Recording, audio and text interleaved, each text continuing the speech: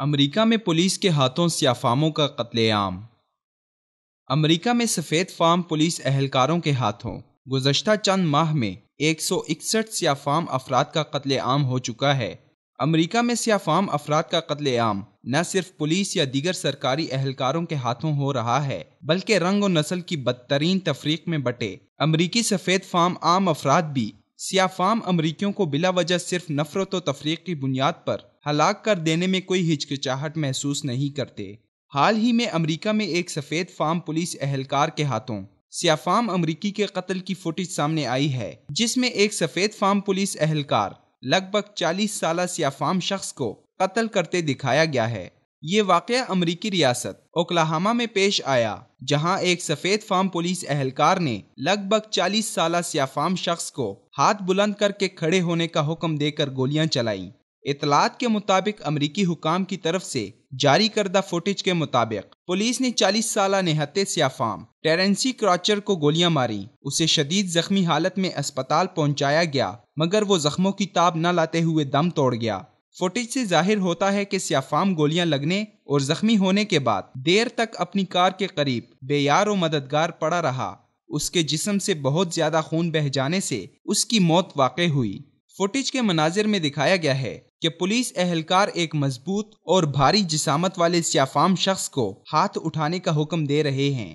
وہ پیچھے ہٹتا ہے اور اپنی کار کے ساتھ ٹیک لگا کر ہاتھ اٹھا کر یہ ظاہر کر رہا ہے کہ وہ نہتا ہے۔ اس دوران ایک خاتون کی آواز سنائی دیتی ہے جو کہہ رہی ہے، گولیاں چلاؤ۔ اس کے ساتھ ہی گولیاں سیاہ فام کے جسم میں پیوست ہو جاتی ہیں اور وہ زمین پر گر پڑتا ہے۔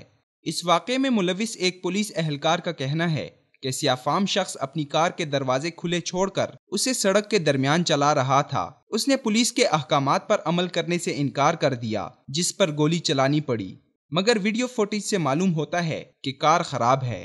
امریکہ میں سفید فام انگریزوں کے ہاتھوں سیاہ فام انگریزوں کا نسلی اور رنگ کے امتیاز کی بنیاد پر ہونے والی قتل و غارت کوئی نئی بات نہیں، بلکہ ایک واضح اور کھلا تاثر یہ ہے کہ مغرب میں گورے انگریز کالے انگریزوں کو اچھوت سمجھتے ہوئے ان سے شدید نفرت کرتے ہیں، اور ان کا خون بہانا تو گوروں کے لیے عام بات ہے۔ گوروں کے اس متعصبانہ رویے سے تنگ آئے کالے انگریز بھی اب گوروں سے سخت نفرت کرتے ہیں۔ اس لیے جہاں امریکہ میں اسٹریٹ کرائم، قتل و غارت اور چوری ڈکیتی کی وارداتوں میں گوروں کے ساتھ ساتھ کالے بھی خاطر خواہ ملوث ہوتے ہیں، سیاہ فام انگریزوں کی اکثریت گوروں سے تعصب اور نسلی احساس برتری کا بدلہ لیتے ہوئے اکثر گوروں کے خلاف مختلف جرائم کے مرتکب ہوتے ہیں۔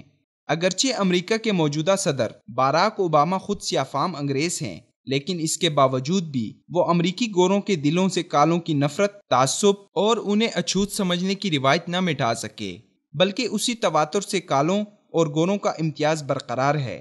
یاد رہے کہ یہ وہ امریکہ ہے جو پوری دنیا میں نام نہاد امن کے قیام کا علمبردار بنا پھرتا ہے۔